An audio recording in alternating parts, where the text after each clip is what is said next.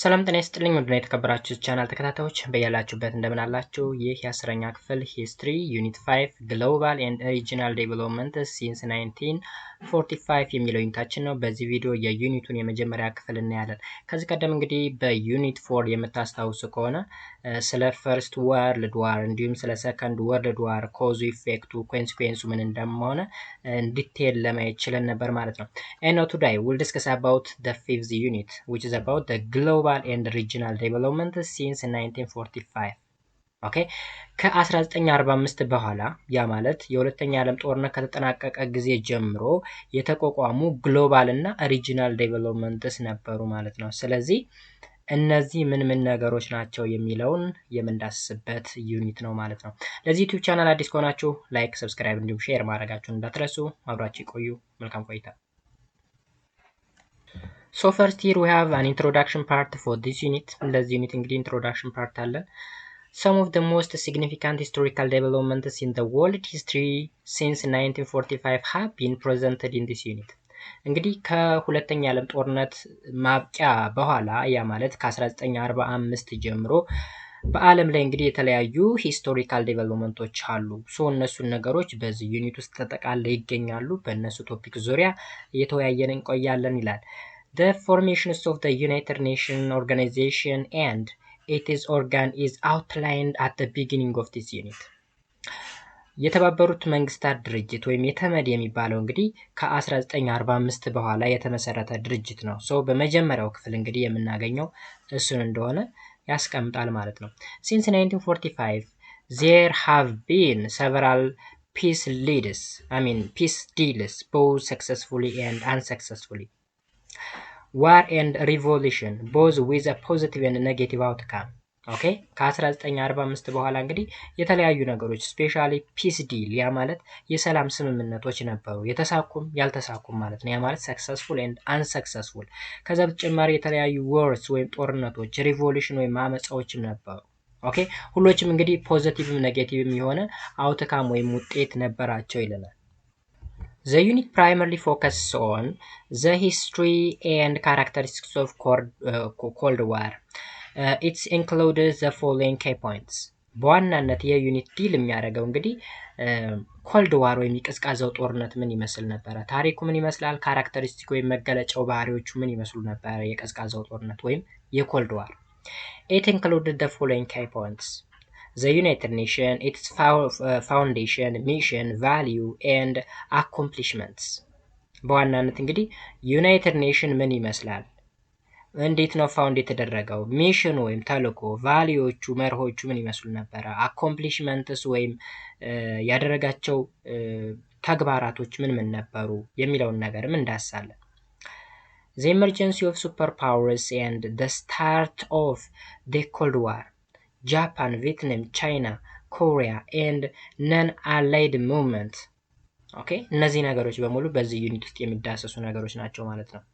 ኮልድ ዋር ወይም ቀዝቃዛው ጦርነት እንዴት ነው የተጀመረው? ሱፐር ፓወር የሚባሉ ስፔሻሊ እነ ዩናይትድ ስቴትስ ኦፍ አሜሪካ ኤንድ ራሽያ እንዴት ሊፈጠሩ ቻሉ?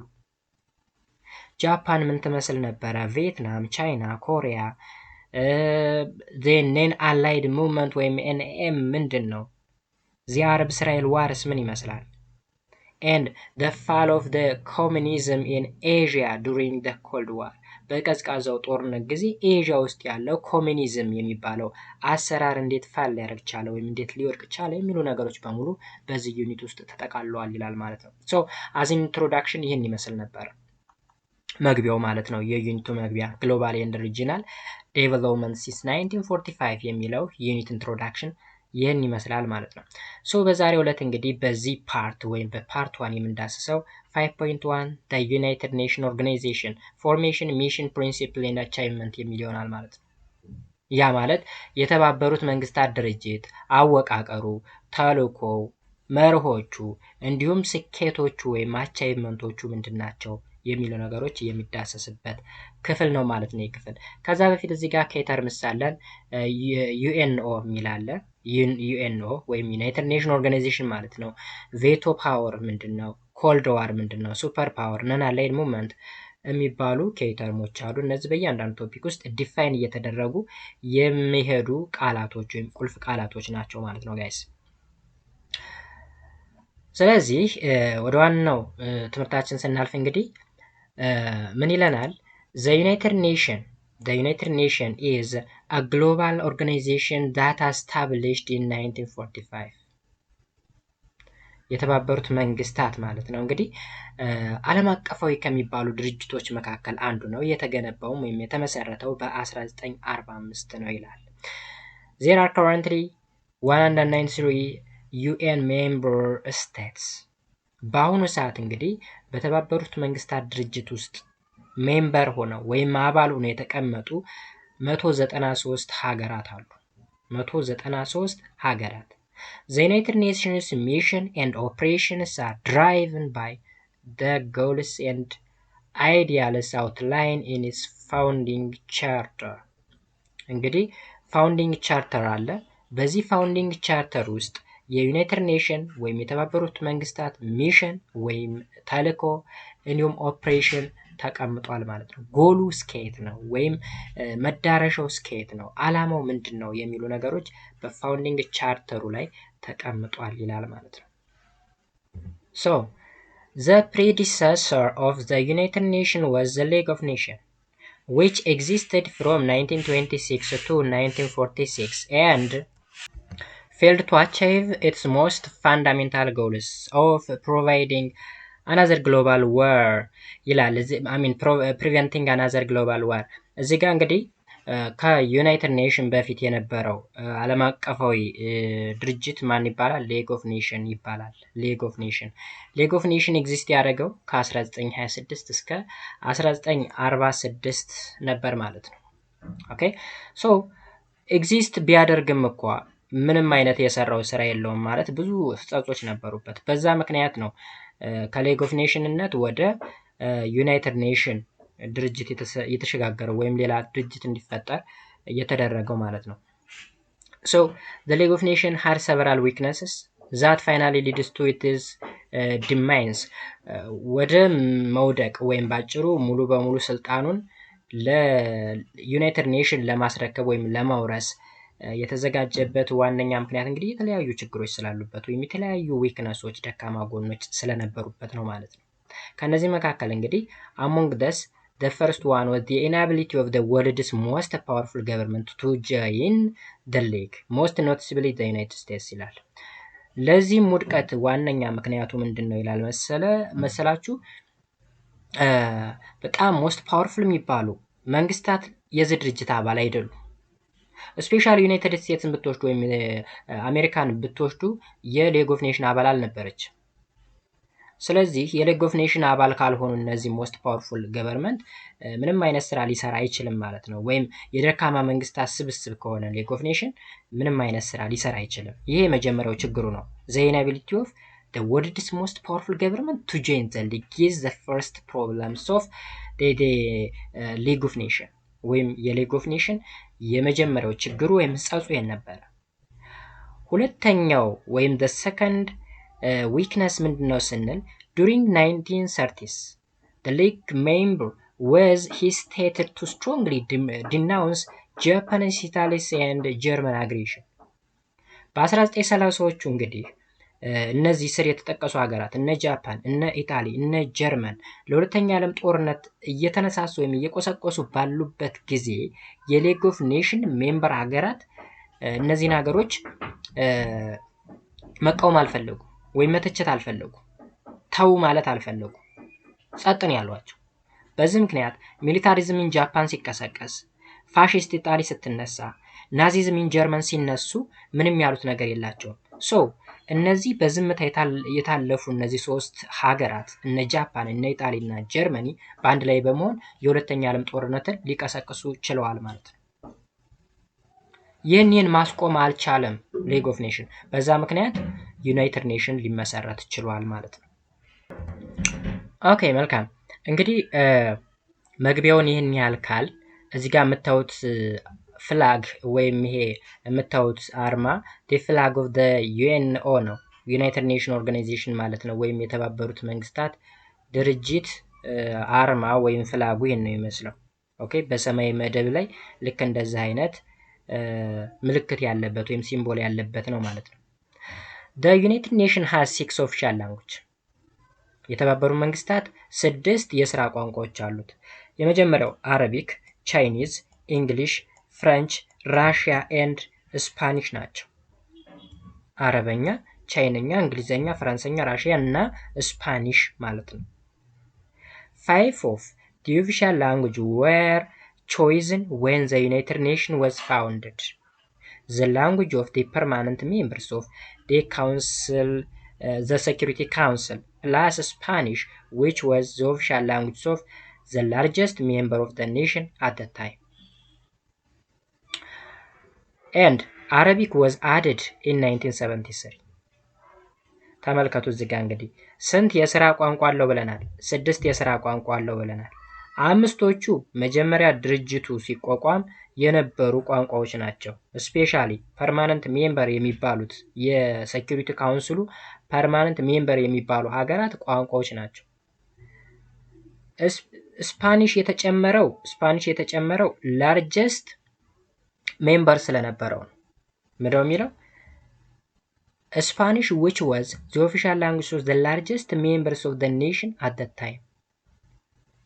በዛ ታይም እንግዲህ ላርጀስት ሜምበር የነበረው ወይም ብዙ አባላት የነበሩበት የት ነው ማለት ነው? ማን ነው የት ሀገር ነበር ማለት ነው? ስፓኒሽ ነበር ማለት ነው። በዛ ምክንያት ስፔን ነበር። ስፓኒሽ ብዙ ተከታዮች ስለነበሩት ነው። አረበኛ የተጨመረው ወይም 6ኛው ላንጉጅ አረበኛ የተጨመረው ግን በኋላ በ1973 ነው ማለት ነው። 1973 5ቱ ግን ቋሚ የነበሩ ከመጀመሪያውም ጀምሮ የነበሩ ላንጉጆች ነበሩ። አረቢክ ደግሞ አድ የተደረገው በ1973 እንደሆነ ታውቁ ይገባል ማለት ነው። Then the secretariat uses the two working language, which is the English and French. ሴክሬታሪ ወይም ሴክሬታሪት የሚባሉት የሚጠቀሙት ሁለቱን የሥራ ቋንቋ ነው። እሱም እንግሊዘኛና ፈረንሰኛ ነው። እንግሊዘኛና ፈረንሰኛ። ኦኬ then timelines of the history of the United States ወይም United Nation የዩናይትድ ኔሽን ታይምላይን ወይም ሂስትሪውን ስናይ ከ1941 ጀምሮ እስከ አሁን ድረስ ያለው ታሪኩ እዚህ ጋር ተቀምጧል። ሂደቱ ምን እንዳይመስል መጀመሪያ ኦገስት 1941 ምን ሆነ? The United States President Franklin D. Roosevelt and the British Prime Minister Winston Churchill signed the Atlantic Charter. ሁለቱ ሀገሮች እንግዲህ ባጭሩ አሜሪካና እንግሊሽ ወይም ብሪቴን የሆነ ሳይን ወይም የሆነ ስምምነት ተስማሙ። ምን ይባላል? አትላንቲክ ቻርተር ይባላል። አትላንቲክ ቻርተር ማናቸው የተፈራረሙ ካልን ደግሞ የዩናይትድ ስቴትስ ፕሬዚዳንት የሆነው ፍራንክሊን ዲ ሩዝቬልት እና የብሪቲሽ ፕራይም ሚኒስተር ዊንስተን ቸርችል እነዚህ ሁለቱ የመጀመሪያውን በ1941 ኦገስት ላይ አትላንቲክ ቻርተርን ተስማሙ። ዜን ጃንዋሪ 1 1942 26 countries signed the declaration by the United Nations 26 የሚደርሱ ሀገራት በምን ጉዳይ ተስማሙ? በዩናይትድ ኔሽን አዋጅ ወይም ዲክላሬሽን ማለት ነው። which sets the forth the war aims of the allied power. At this time the name United Nations was originally used. በዚህ ጊዜ ምን ተደረገ? ዩናይትድ ኔሽን የሚባለው ስያሜ እንዲሰጠው ወይም ይህንን ቃል በመጠቀም የድርጅቱን ስም መጥቀስ ወይም መጥራት እንደሚቻል ተደረገ ማለት ነው። Then what is next? October and December 1943. The idea for the United Nations Foundation expression in the declaration signed at the Conference of Moscow and Tehran. The idea for the United Nations found expression in the declaration signed at the conference in Moscow and Tehran. ሞስኮ የራሽያ ከተማ ነው፣ ዋና ከተማ ነው። and ታህራን ደግሞ የኢራቅ ካፒታል። ስለዚህ ሞስኮ ላይ እና ታህራን ላይ በዩናይትድ ኔሽን አይዲያ ጉዳይ ወይም ውስጡ ላይ ባሉት ጉዳዮች ወይም ሀሳቦች ኮንፈረንስ ተካሄደ ወይም ስብሰባ ነበረ ማለት ነው። ሁለቱ ከተማዎች ላይ ታህራን ኤንድ ሞስኮ ላይ። And next, September 1944, the US, Britain, Soviet Union, Chinese representatives, the Big Four የሚባሉት met at Dumbarton Oaks in Washington in August and draft the charter. ኦኬ ስለዚህ በሴፕቴምበር 1944 ምንድን ነው የተካሄደው ስንል ዩናይትድ ስቴትስ፣ ብሪቲሽ፣ ሶቪየት ዩኒየን ወይም ራሽያ የምንላት ማለት ነው እና ቻይኒዝ ሪፕሬዘንታቲቭስ የእነዚህ ሀገሮች ሪፕሬዘንታቲቭ ወይም ተወካዮች the big force ይባላሉ ወይም አራቱ ታላላቅ ኔሽኖች ማለት ነው። የት ሚታረጉ ወይም የተገናኙ ደምባርቶን ኦክስ። ይሄ የሚገኘው የት ነው? ዋሽንግተን አሜሪካን ውስጥ ነው የሚገኘው ማለት ነው። መቼ ተገናኙ? in August and draft the charter። ምኑን አወጡት? የተለያዩ አንቀጾችን ህጎችን ማለት ነው። ዩናይትድ ኔሽን የሚተዳደርባቸው ህጎችን፣ አንቀጾችን፣ መርሆችን ፕሪንሲፕሎችን ድራፍት አደረጉ ማለት ነው for the first time. And in June 26, 1945, 50 nations represented in San Francisco signed the charters of the United Nations. Poland was not represented at the conference but signed the charter, bringing the total of the original signatories to 51 ይለናል። ጁን በሰኔ 26 1945 50 ሀገሮች ሳን ፍራንሲስኮ ላይ በመገናኘት ሳን ፍራንሲስኮ ባይ ዘ ዌይ አሁንም አሜሪካ ውስጥ ነው የሚገኘው፣ ካሊፎርኒያ ማለት ነው። ካሊፎርኒያ ውስጥ የሚገኝ ከተማ ነው። ስለዚህ እዛ ቦታ ላይ ተገናኙና 50 ሀገራት ሳይን አደረጉ ወይም ተስማሙ ወይም ተፈራረሙ ማለት ነው። በማን? በዩናይትድ ኔሽን ኦርጋናይዜሽን ጉዳይ ማለት ነው። ወይም ባጭሩ በተባበሩት መንግስታት ድርጅት ዋና ዓላማ ወይም በቻርተሩ ጉዳይ 50 ሀገሮች ተፈራረሙ። በዚህ ጋር ፖላንድ was not represented at the conference። በኮንፈረንሱ ፖላንድ ሪፕሬዘንት አልተደረገችም ነበረ። 50 ሀገሮች ሪፕሬዘንታቲቫቸውን በመላክ ሲፈራረሙ ፖላንድ ግን ሪፕሬዘንቴሽን አልነበራትም፣ ግን ፈርማለች። በሳይንድ the charter bringing the totals of the original senator to 51 ፈራሚዎች ወደ 51 እንዲያድጉ ከፍ እንዲሉ አድርጓል ማለት 50 ኔሽኖች እና ሪፕሬዘንት ያልተደረገችው ፖላንድን በመጨመር ማለት ነው። ስለዚህ ታይም ላይኑ ይህን ይመስላል። then the United Nations has 4 main goals። ስንት ጎሎች ወይም ዓላማዎች አሉት? 4 ጎሎች አሉት። to maintain international peace and security, to foster friendly relations among nations, to collaborate in the resolutions of international economic, social, cultural, and humanitarian problems, to promote respect for human rights and fundamental freedoms, and to protect the earth and its environment. Those are the main goals of the United Nations. የተባበሩ መንግስታት ድርጅት እንግዲህ ዋና ዓላማዎቹ የሚባሉት 4 ናቸው። አንደኛው ዓለም አቀፋዊ ሰላምን ማምጣት ነው። ሰላምና ደህንነትን ፒስ ኤንድ ሴኩሪቲ ማምጣት። ሁለተኛው ቱ ፎስተር ፍሬንድሊ ሪሌሽንሺፕ አሞንግ ኔሽንስ ሲል በኔሽኖች ወይም በሀገራት መካከል ጥሩ የሆነ ግንኙነት ወይም ዝምድና እንዲኖር ማድረግ ነው። ሶስተኛ ቱ ኮላቦሬት ኢን ሪዞሉሽንስ ኦፍ ዘ ኢንተርናሽናል ኢኮኖሚክ፣ ሶሻል፣ ካልቸራል፣ ሁማኒታሪያን ፕሮብለምስ። እንግዲህ ዓለም አቀፋዊ የሆኑ ችግሮች ለምሳሌ ኢኮኖሚክ ችግር ሊሆን ይችላል፣ ማህበራዊ ችግር፣ ካልቸራል ሊሆን ይችላል፣ ኦር ሁማኒታሪያን ወይም ከሰብአዊነት ጋር የተገናኙ የተለያዩ ችግሮች ቢኖሩ እነሱን ነገር ኮላቦሬት በመሆን በመተባበር ሪዞልቭ ለማድረግ ወይም ለመፍታት ነው። ሌላኛው ዓላማ ወይም ጎል ደግሞ to promote respect for human rights and fundamental freedoms and to protect the earth and its environment.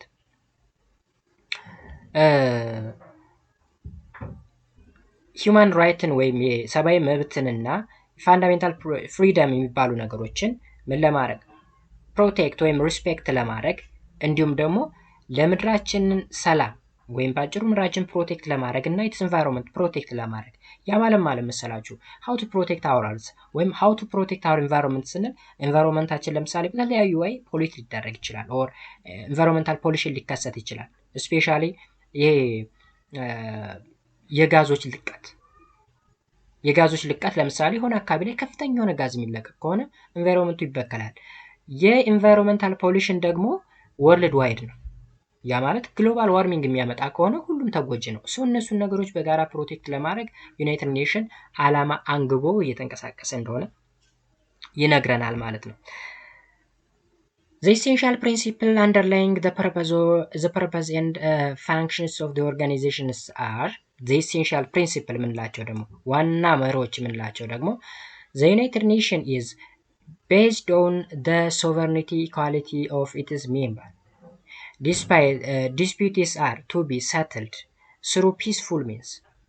Members are to refrain from the threat or use of force in violation of the United Nations purpose.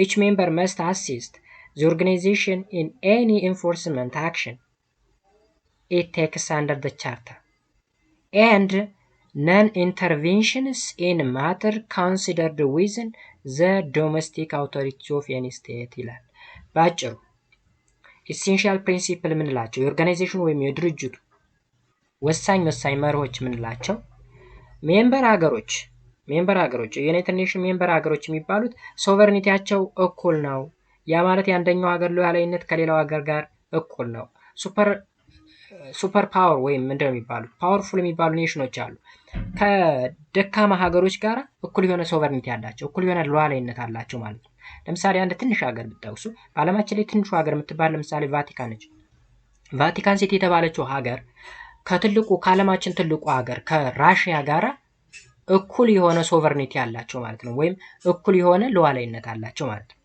ሌላው ዲስፒዩቲን ሳትል የምናደርገው ወይም የተለያዩ ግጭቶች ቢፈጠሩ ልንፈታው የምንችለው ፒስፉል በሆነ ወይ ነው ያ ማለት ሰላማዊ በሆነ ወይ ነው እንጂ በጦርነት ወይም በውጊያ አይደለም ማለት ነው ይሄ የድርጅቱ ዋና ዓላማ ነው ሌላው ሜምበርስ አር to refrain from the threats or use of force in the violations of the United Nations purpose እዚህ ጋር እንግዲህ ሪፍሬን ስንል መታቀብ ማለት ነው ወይም መቆጠብ ማለት ነው ሜምበሮች የዩናይትድ ኔሽንን ዓላማ ኃይል በመጠቀም ዩዝ ኦፍ ፎርስ ወይም ፎርስን በመጠቀም ዓላማውን ወደ ኋላ ለማድረግ ወይም ዓላማውን ለማደናቀፍ የሚጥሩ መሆን መቻል የለበትም በቻርተሩ የተቀመጠው ነው ስለዚህ each member must assist the organizations in any enforcement action it takes under the charter በቻርተሩ እንደተጠቀመው እንግዲህ ማንኛውም የኦርጋናይዜሽኑ ሜምበር ኦርጋናይዜሽኑን አሲስት ማድረግ ወይም መርዳት መደገፍ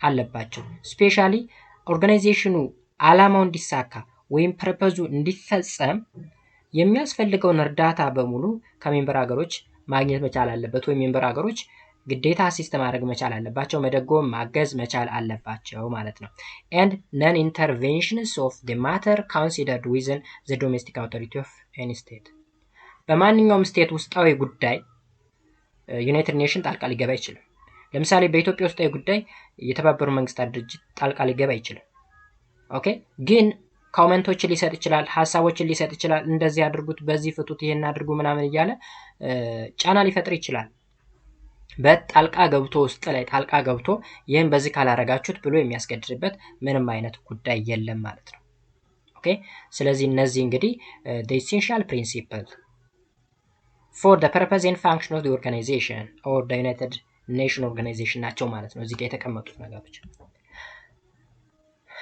ኦኬ መልካም ሌላው the structure of the UN የዩናይትድ ኔሽን አወቃቀር ምን ይመስላል the six main organs of the UN are የዩኤን እንግዲህ 6 ዋና ኦርጋኖች የሚባሉት ወይም አካላት የሚባሉት የመጀመሪያው the general assembly ነው ሁለተኛው the security council ነው ሶስተኛው the secretariat ነው and አራተኛ trusteeship council አምስተኛ international court of justice ስድስተኛ the economic and social council ወይም ኢኮሶክ የሚባለው ነው ማለት ነው ስለዚህ 6 ኦርጋኖች አሉት አሁን 6ቱን ኦርጋኖች እያንዳንዳቸው ነው የመጀመሪያው the general assembly ዚስ ኢዝ ዘ ሚቲንግ ኦፍ ዘ ሪፕሬዘንታቲቭስ ኦፍ ዘ ሜምበር ኔሽን። እንግዲህ ጀነራል አሰምብሊ የምንለው ሚቲንግ ነው። 193 አባል ሀገራት አሉ። የ193 አባል ሀገሮች ተወካዮች የሚሰበሰቡበት ሁኔታ ነው ጀነራል አሰምብሊ የምንለው። ዜር ኢዝ ኦንሊ ዋን ቮት ፐር ኔሽን። ኦኬ ዜር ኢዝ ዋን ቮት ፐር ኔሽን። በአንድ ኔሽን አንድ ሰው ነው የሚወከለው። ለምሳሌ ኢትዮጵያ ሜምበር አባል ነች። ስለዚህ አንድ ሰው ትወክላለች ማለት ነው። ኢት ሚትስ ዋንስ የር ቱ ዲስከስ ኢንተርናሽናል ፕሮብለምስ ኮንሲደር ዘ ዩኤን በጀት ኤንድ ኤሌክት ዘ ሜምበርስ ኦፍ ዘ ሴኪሪቲ ካውንስል። እንግዲህ በአመት አንዴ ይሰበሰባሉ። የሚሰበሰቡም ኢንተርናሽናል ፕሮብለሞችን ለማንሳት ወይም ዓለም አቀፋዊ የሆኑ ችግሮችን ለማንሳት። ለምሳሌ ሁለት ሀገሮች ግጭት ውስጥ ቢገጥሙ ግጭት ውስጥ ቢገጥሙ ለምሳሌ እንደ ራሽያ እና ዋቲኮሊት ራሽያ እና ከራሽያ ጋር ገጥማ የነበረችው ሀገር ዩክሬን ጋር ግጭት ነበረ በራሽያ እና በዩክሬን መካከል። በሁለቱ ሀገሮች እንግዲህ ይሄ የሚያመጡት ግጭት ኢንተርናሽናል ኮንሲኩዌንስ ስላለው ወይም ውጤት ስላለው በዚህ ጉዳይ ተሰብስበው ይወያያሉ። ከዛ በተጨማሪ ደግሞ ዩናይትድ ኔሽን በጀትን በተመለከተ ከዚህ በጀት ጋር በተገናኘ ጀስት ምን ያደርጋሉ ማለት ይወያያሉ ማለት ነው። ከዛም በተጨማሪ ደግሞ የሴኩሪቲ ካውንስል ሜምበርን ሰሌክት ለማድረግ ወይም ለመምረጥ ወይም ኢሌክት ለማድረግ ስብሰባ ያደርጋሉ ማለት ነው። ይህ ጀነራል አሰምብሊ ይባላል። ሁለተኛው ደግሞ ዘ ሴኩሪቲ ካውንስል ነው። ሴኩሪቲ ካውንስል ወይም የደህንነት ምክር ቤቱ ምን ይመስላል? ዘ ሴኩሪቲ ካውንስል ኢዝ ቻርጅድ ዊዝ ሜንቴኒንግ ፒስ ኤንድ ሴኩሪቲ አሞንግ ካንትሪስ። ሴኩሪቲ ካውንስል የምንለው እንግዲህ ዋና ዓላማው ምንድን ነው? ፒስ ኤንድ ሴኩሪቲ ወይም ሰላምና ደህንነትን በሀገሮች መካከል ማስፈን መቻል። ኢትስ ዘ ሞስት ፓወርፉል ቦዲስ ኦፍ ዘ ዩናይትድ ኔሽን ኦርጋናይዜሽን። እንግዲህ ሴኩሪቲ ካውንስል የሚባለው ወይም ሰላምና ደህንነቱን የሚያስጠብቅ ወይም የደህንነት ምክር ቤት የምንለው በዋናነት the most powerful body የምንለው ነው። ለዩኤንኦ ወይም ለዩናይትድ ኔሽን ኦርጋናይዜሽን the most powerful body. okay the decisions of the councils are known as the United Nations Security Council resolution ይባላል። ዲሲሽኑ ማለት ነው ውሳኔው the United Nations Security Council resolution። ለምሳሌ በዓለም አቀፍ ደረጃ ሁለት ሀገሮች ቢጋጩና በዛ ግጭት ምክንያት ሰላምን ለማምጣት ወይም ፒስ ኤንድ ሴኩሪቲ ሜንቴን ለማድረግ ሴኩሪቲ ካውንስሉ ፓርቲሲፔት ቢያደርግና የሚወስነው ውሳኔ ምንድን ነው እንችላለን? the United Nations Security Council resolutions እንለዋለን። the Security Council comprises 5 permanent members, the United States, the British, France, Russia and China። እንግዲህ ሴኩሪቲ ካውንስል 5 ፐርማነንት ቋሚ የሚባሉ ሜምበሮች አሉት። እሱም ዩናይትድ ኔሽን ወይም ዩናይትድ ስቴትስ ወይም አሜሪካን፣ ብሪቴን፣ ፍራንስ፣ ራሽያ እና ቻይና ናቸው ማለት ነው። 5ቱ ቋሚ ናቸው። ኤንድ 10 ነን ፐርማነንት ሜምበር አሉ ደግሞ 10 ቋሚ ያልሆኑ who are elected for 2 years by the General Assembly። የሚመረጡት እንግዲህ እነዚህ ነን ፐርማነንት የሚባሉት በየ2 ዓመቱ በጀነራል አሰምብሊ ይመረጣሉ። 5ቶቹ ግን ቋሚ ናቸው። ኦልዌይስ አሉ። ኦልዌይስ ሁሌም ማለት ነው። ስለዚህ 5ቱ ፐርማነንት ናቸው፣ 10ሩ ነን ፐርማነንት ናቸው። ነን ፐርማነንት ወይም ቋሚ ያልሆኑት በየ2 ዓመቱ በጀነራል አሰምብሊ ይመረጣሉ። እነዚህ ቋሚ የሚባሉት ደግሞ the permanent member have the power to veto any of the decisions and prevent any action። 5ቶቹ ቋሚ የሚባሉት ቬቶ ፓወር አላቸው። ቬቶ ፓወር ቅድም ላይ ዲፋይን እናደርገዋለን እንዳልነው ቬቶ ፓወር ማለት ድምፅን በድምፅ የመሻር መብት ማለት ነው። ድምፅን በድምፅ እነዚህ 5ቱ ሀገሮች ከተስማሙ የትኛውንም ዓለም አቀፋዊ ውሳኔዎችን መቀልበስ ይችላሉ ማለት ነው። ሌሎች 10ሩ ነን ፐርማነንቶች የሆነ ውሳኔ ወስነው 5ቶቹ ካልተስማሙበት አልተስማሙበትም። ስለዚህ ዩናይትድ ኔሽን ኦርጋናይዜሽን በዋናነት የሚዘወረው በእነዚህ በ5 ሀገሮች ነው። በአሜሪካ፣ በብሪቴን፣ በፍራንስ፣ በራሽያ እና በቻይና ነው ማለት ነው። ሶስተኛው the secretariat the secretariat is headed by the secretary general and consists of many employees። ሴክሬታሪት ወይም ይሄ ጸሐፊ የሚባለው ክፍል ነው። እንግዲህ ሴክሬታሪ ጄኔራሉ ነው የሚመራው እና ብዙ ኤምፕሎይስ ወይም ተቀጣሪዎችን የያዘ ነው። The Secretary General's duties include helping resolve the international dispute, administrating the peacekeeping operation, organizing international conference, gathering information on the implementation of the Security Council decision, and consulting with member governments regarding various international relation initiative ይላል። ስለዚህ ምን ማለት መሰላችሁ? ሴክሬታሪት ወይም ጸሐፊው የሚባለው እንግዲህ እንደ ሊደር ብለን እንውሰደው። እንደ ሊደር ለምሳሌ ናው ዳይስ ይህን ቪዲዮ እየሰራሁበት በነበረበት ሰዓት ዩናይትድ ኔሽን ኦርጋናይዜሽን ሴክሬታሪት ማን ነው ካል ጀስት አንቶኒ ጉተሬዝ የሚባል ሰው አንቶኒ ጉተሬዝ ኦፍ ፖርቹጋል። ኦኬ ስለዚህ አላማቸው ወይም ስራቸው ወይም ግዴታቸው ምንድን ነው ካል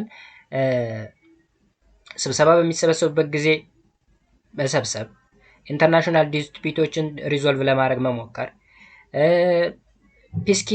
ፒስኪፒንግ ኦፕሬሽኑን አድሚኒስትሬት ማድረግ መምራት፣ ከዛ በተጨማሪ ኦርጋናይዚንግ ኢንተርናሽናል ኮንፈረንስ ዓለም አቀፋዊ ስብሰባዎች ወይም ኮንፈረንሶች ሲኖሩ እነሱን ኦርጋናይዝ ማድረግ፣ የተለያዩ ኢንፎርሜሽኖችን መሰብሰብ ስለምን ጉዳይ ሴኩሪቲ ካውንስል ስለወሰዳቸው ውሳኔዎች ማለት ነው። እንዲሁም ሜምበር ገቨርንመንቶችን ወይም ሜምበር ስቴቶችን ኮንሳልት ማድረግ መምከር፣ ሀሳብ መስጠት ማለት ነው። እነዚህ የሴክሬታሪት ኃላፊነቶች ወይም ዲቲዎች ናቸው ማለት ነው። ከዛ እዚህ ጋር የተቀመጡት እንግዲህ ሴክሬታሪት የሚባሉት ወይም ጸሐፊዎች የሚባሉት እዚህ ጋር በቅደም ተከተል ተቀምጠዋል። ከድሮ ከተጀመረበት ጀምሮ እስካሁኑ እስከ አንቶኒ ጉተሬዝ ኦፍ ፖርቹጋል ድረስ ማለት ነው። በመጀመሪያ እንግዲህ ከ1946 እስከ 52 ድረስ ትሪጊቭ ሊ ኦፍ ኖርዌይ እንግዲህ ስማቸውን ይቅርታ አድርጉልኝ ቢኮዝ ሙሉ እንግሊዘኛ አይደለም ስማቸው በየቋንቋቸው ስለሆነ ስማቸው የሚጠራ ፕሮናውንስ ለማድረግ የሚከብዱ ስሞች አሉ። ለምሳሌ እዚህ ጋር ሁለተኛው ከ1952 እስከ 61 ድረስ ጸሐፊ የነበሩት ዳግ ሃማርስኬጁልድ ኦፍ ዘ ስዊድን ሃማርስኬጁልድ የሚባል ስም ነበር። ከዛስ ከ61 እስከ 71 ደግሞ ዩታንት ኦፍ ማይኔማር ቡራማ ኦኬ እያለ እስከ መጨረሻው ድረስ እንግዲህ የምታዩቸው ወደ ስንት የሚደርሱ ናቸው? 1 2 3 4 5 6 7 8 9 አካባቢ ናቸው ያሉት እስካሁን እስከ 9ኛ ድረስ ማለት ነው። ምናልባት እኛ በስም ልናውቀው የምንችል ኮፊ አናን ኦፍ ጋና የጋናውን ኮፊ አናን የሚባለውን ልናውቅ እንችላለን። ባንኪሙን ኦፍ ሳውዝ ኮሪያ ባንኪሙን ሲባል ሰምተን ልናውቅ እንችላለን። አንቶኒ ጉተሬዝ እና የምናውቀው ነው። አንቶኒ ጉተሬዝ ሲንስ ጃንዋሪ 2017 ከጃንዋሪ 2017 ጀምሮ እስከ 2024 ድረስ እንደቀጠለ ነው። ያ ማለት ኦልሞስት ስንት ዓመት ሆኖታል እና ይዳይ አሁን በዚህ ሰዓት 7 ዓመት ሆኖታል ማለት ነው። 7 ዓመት። ስለዚህ እነዚህ እንግዲህ በቅደም ተከተል የዩኤንኦ ጸሐፊዎች የነበሩት ናቸው ማለት ነው። ሌላው አራተኛው ትረስትሺፕ ካውንስል የሚባል አለ። ትረስትሺፕ ካውንስል አይምስ አት ሄልፒንግ ካንትሪስ አንደር ፎሬን ሩል ቱ አቴን ኢንዲፐንደንስ። ይህ እንግዲህ ትረስትሺፕ ካውንስል የሚያገለግለው በዋናነት የተለያዩ ሀገሮች ኢንዲፐንደንሳቸውን ወይም ነፃነታቸውን የሚፈልጉ ሀገሮችን እርዳታ መስጠት ነው። ሄልፕ ማድረግ ነው፣ መርዳት ነው። 11 such countries came under this system after the Second World War. By 1994, all trust territories had attained independence. The last to do was the bellow ይላል። በአጭሩ እንግዲህ የትረስት ሺፕ ካውንስል የሚባለው የተለያዩ ሀገሮች ነፃነታቸውን ለማግኘት ወይም ዲፐንዳንሳቸውን ለማግኘት ሲሉ ከዚህ ድርጅት እርዳታ ይጠይቃሉ። እርዳታ በሚጠይቁበት ጊዜ የሚረዳው የዚህ የዩናይትድ ኔሽን ኦርጋናይዜሽን ክፍል ትረስት ሺፕ የሚባለው ነው። ስፔሻሊ የሁለተኛው ጦርነት ካበቃ በኋላ የተለያዩ ሀገሮች እንግዲህ ስፔሻሊ 11 የሚባሉ ሀገሮች ወይም 11 የሚደርሱ ሀገሮች ነፃነታቸውን ለማወጅ ችለዋል ወይም ነፃነታቸውን ለማግኘት ችለዋል ማለት ነው። በማን እርዳታ አካል? በትረስትሺፕ ካውንስል በሚባለው ማለት ነው። አምስተኛ ኢንተርናሽናል ኮርት ኦፍ ጀስቲስ። ይሄ ደግሞ ዓለም አቀፍ ፍርድ ቤት ነው። ዓለም አቀፍ ፍርድ ቤት እዚህ ጋር እንግዲህ ወደ ዲቴሉ ከመግባታችን በፊት በአንድ ሀገር ላይ ወንጀል ቢሰራ የሆነ አካል ፕሬዚዳንት ሊሆን ይችላል ኦር ፕራይም ሚኒስቴር ሊሆን ይችላል። በዓለም አቀፍ ኮርት ኦፍ ጀስቲስ ሊጠየቅ ይችላል። ወይም ዓለም አቀፍ ወንጀል የሚሰራ አካል ማለት ነው። The International Court of Justice is the principal judicial organ of the United Nations. The seat of the court is The Hague, Netherlands. እንግዲህ መቀመጫውም የዚህ ፍርድ ቤት መቀመጫ ሀጌው ኔዘርላንድ ነው። ኔዘርላንድ ውስጥ ነው የሚገኘው። ኢት ኢዝ ኮምፖዝድ ኦፍ 50 ጃጅስ ኤሌክትድ ባይ ዘ ጀነራል አሰምብሊ። ይህ ፍርድ ቤት የተቋቋመው በ15 ዳኞች ነው። እነዚህ 15 ዳኞች የተመረጡትን በጀነራል አሰምብሊ ኦፍ ዲስ ኦርጋናይዜሽን ወይም በዚህ ኦርጋናይዜሽን ጀነራል አሰምብሊ በሚባለው ኦርጋን የተመረጡ ናቸው። ስንቶቹ? 15 ጀጆች ማለት ነው። ስለዚህ 15 ጀጆቹ ወይም 15ቱ ዳኞች መቀመጫቸው የት ነው ካል ኔዘርላንድ ውስጥ ነው። ኔዘርላንድ ውስጥ ነው። ዓለም አቀፋዊ ወንጀሎች ሲኖር ጅጅ ያደርጋሉ ወይም ይወስናሉ ማለት ነው። ስድስተኛ ዘ ኢኮኖሚክ ኤንድ ሶሻል ካውንስል ኦር ኢኮሶክ የሚባለው ሌላው ኦርጋን አሲስትስ ዘ ጀነራል አሰምብሊ ኢን ፕሮሞቲንግ ኢንተርናሽናል ኢኮኖሚክ ኤንድ ሶሻል ኮኦፕሬሽን ኤንድ ዴቨሎፕመንት። ይህ ደግሞ ዓለም አቀፋዊ የሆኑ ኢኮኖሚክ ጉዳዮችና ማህበራዊ ጉዳዮች ሲኖሩ እርዳታ ማድረግ ወይም ኮኦፕሬት ማድረግ ነው። ኦኬ፣ በአጭሩ በኢኮኖሚክ እና በሶሻል ጉዳይ ጣልቃ የሚገባ ኦርጋን ነው ማለት ነው ኢኮኖሚክ ኤንድ ሶሻል ካውንስል የሚባለው። በአጭሩ ስድስቶቹ የዩናይትድ ኔሽን ኦርጋናይዜሽን ኦርጋን የሚባሉት እነዚህ ናቸው። እዚህ ጋር የተቀመጡ ሰዎች እዚህ ዝርዝራቸው የተቀመጡ ሰዎች ወይም በፎቶ የምታዩቸው 8 ናቸው። 8ቶቹ ጸሐፊዎች ናቸው። 8ቶቹ ጸሐፊዎች እኔ ለምሳሌ ማውቃቸው ይሄንና ይሄን ብቻ ነው ማለት 6ኛውና 8ኛው። 6ኛው ባንኪሙን ኦፍ ኮሪያ ነው። ይሄ ደግሞ እዚህ ጋር የምታዩት ጥቁሩ ብላኳን ሌሎቹ ዋይት ናቸው። ብላኳን ደግሞ ኮፊ አናን ኦፍ ጋና የጋናው ኮፊ አናን የሚባለው ጸሐፊው ነው። ሌሎችም እንግዲህ እላይ የተጠቀሰ ስማቸው አለ ቴብሉ ጋር። እነዚህ ናቸው። ምናልባት በቅደም ተከተል ላይሆንም ሊሆንም ይችላል። በእርግጥ አይደለም፣ ምክንያቱም ኮፊ አናን እና ባንኪሙን ቦታ ተቀይረዋል። እዚህ ላይ ፎቶ እንደምታዩ ባንኪሙን እዚህ ጋር ነው፣ ኮፊ አናን እዚህ ላይ። ስለዚህ ቦታ ተቀይረዋል፣ በቅደም ተከተል አይደለም የተቀመጡት። 9ኛ ያልተቀመጠው ማን ነው ካላችሁ ጉተሬዝ ነው። ጉተሬዝ አንቶኒ ጉተሬዝ ኦፍ ዘ ፖርቹጋል። ስለዚህ ጋይስ የዛሬው ቶፒክ ይሄን ነው የሚመስለው።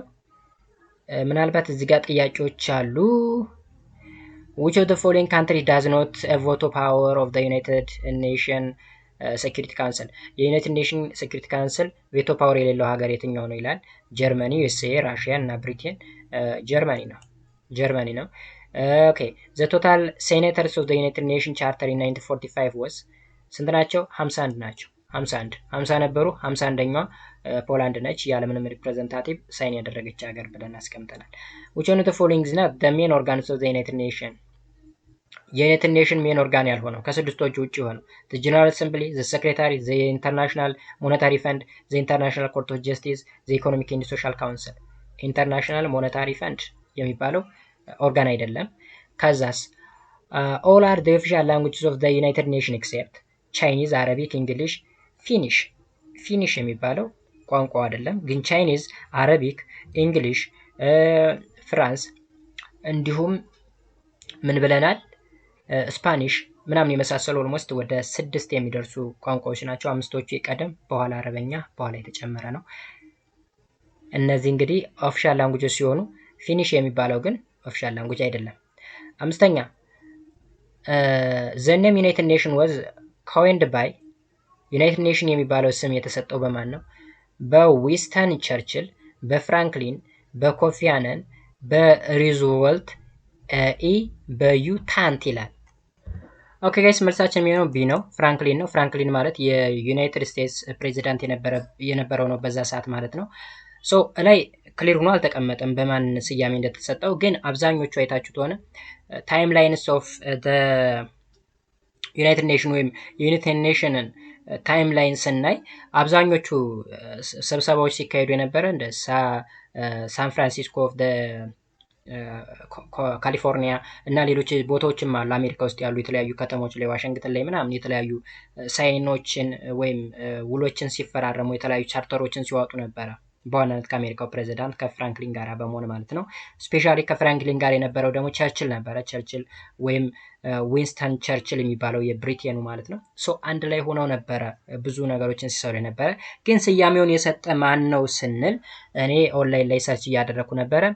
ዘ ኔም ዩናይትድ ኔሽን ኮይንድ ባይ ዘ ዩናይትድ ስቴትስ ፕሬዚዳንት ፍራንክሊን ዲ ሩዝቬልት ኦኬ ይላል was first used in the declaration by the United Nations of 1 ጃንዋሪ 1942 ነው የሚለው እንግዲህ በ1942 ነው የመጀመሪያ ስያሜውን ያገኘው ማለት ነው። ስለዚህ በማን ነው ስሙን ያገኘው ስንል በዩናይትድ ስቴትስ ፕሬዚዳንት በፍራንክሊን ይሆናል። ባይዘው እዚህ ላይ ሪዞልቨልት ምንድን ነው? ሪዞልቭ እስቲ ወደ ላይ ልመልሳችሁ አንዴ። አንዱን ስም ሁለት ጊዜ ስለተጠቀሙ ነው። ኦኬ ምንድነው የሚለው? ፕሬዚዳንት ፍራንክሊን ዲ ሩዝቬልት ኤንድ ብሪቲሽ ፕራይም ሚኒስቴር ዊንስተን ቸርችል ይላል። ኦኬ አሁን እዚህ ጋር ፍራንክሊን ዲ ሩዝቬልት ማለት የአንድ ሰው ስም ነው። ፍራንክሊን ዲ ሩዝቬልት ማለት የአንድ ሰው ስም ነው። ዊንስተን ቸርችል ማለት ደግሞ ሌላ ስም ነው፣ የብሪቲሽ ፕራይም ሚኒስቴር ነው። ስለዚህ እዚህ ጋር የተጠቀምነው ስሞች የአንድ ሰው ስሞች ናቸው ማለት ነው፣ ወይም የአባትና ልጅ ስም ነው። ስያሜ አሰጣጡን ነው የነሱና የኛ ይለያያል። አባት ይቀድማል፣ ልጅ ይቀድማል ምናምን የሚለው ማለት ነው። ኦኬ ሶ ጋይስ እዚህ ጋር አንድ ሀሳብ ልሰጣችሁ የምችለው ነገር ምንድነው? ፍራንክሊን ዲ ሩዝቬልት ነው የሚለው። ዲ ሩዝቬልት ምናልባት እንግዲህ ስም አሰጣጡ ነው። ኦንላይን ላይ እየፈለግኩት ነበር ያለሁት። ሁለቱም ስም ተያይዞ ነው የሚመጣው። ይሄኛው ልጅ ነው ይሄኛው አባት ነው የሚለው ነገር ምናልባት በእነሱ አጻጻፍ ሩዝቬልት ነው። ለምሳሌ ባራክ ኦባማ ሲል ወይም ባራክ ሁሴን ኦባማ ሲል ሁሴን አያቱ ነው መሃል ነው የሚገባው። ባራክ አባቱ ነው፣ ሁሴን አያቱ ነው፣ እንደ ኦባማ ደግሞ ራሱ ነው። ስለዚህ እዚህ ጋር ፍራንክሊን ዲ ሩዝቬልት ወይም ፍራንክሊን ዲላኖ ይለዋል። ዲ ማለት ዲላኖ ማለት ነው፣ አያቱ ነው። ሶ ማን ብለን እናስተካክለው? እዚህ ላይ ማስተካከል ሳይሆን መልሳችንን እናስተካከል። እዚህ ጋር ሩዝቬልት ብለን እናስተካክለው። ምክንያቱም ይሄኛው የአባት ስም ነው ፍራንክሊን የሚለው። ፍራንክሊን ሩዝቬልት መሀል ላይ ዲ ማስገባት እንችላለን። ዲኖን ማለት ነው፣ ዲላኖን ማለት ነው። ዲላኖ አያትየው ነው። ኦኬ ስለዚህ መልሳችን ይሆናል ማለት ነው ጋይስ። በሚቀጥለው በፓርት 2 የምንገናኘው ዘ ራይዝ ኦፍ ዘ ሱፐር ፓወርስ ኤንድ ዘ ቢጊኒንግ ኦፍ ዘ ኮልድ ዋር፣ የታላላቅ መንግስታት መነሳት ወይም ሱፐር ፓወር የሚባሉ መንግስታት መነሳት እንዲሁም የቀዝቃዛው ጦርነት ጅማሬ ምን ይመስላል የሚለውን በፓርት 2 የምናይ ይሆናል። ለዚህ ዩቲዩብ ቻናል በድጋሚ አዲስ ከሆናችሁ ላይክ፣ ሰብስክራይብ ማድረጋችሁን እንዳትረሱ።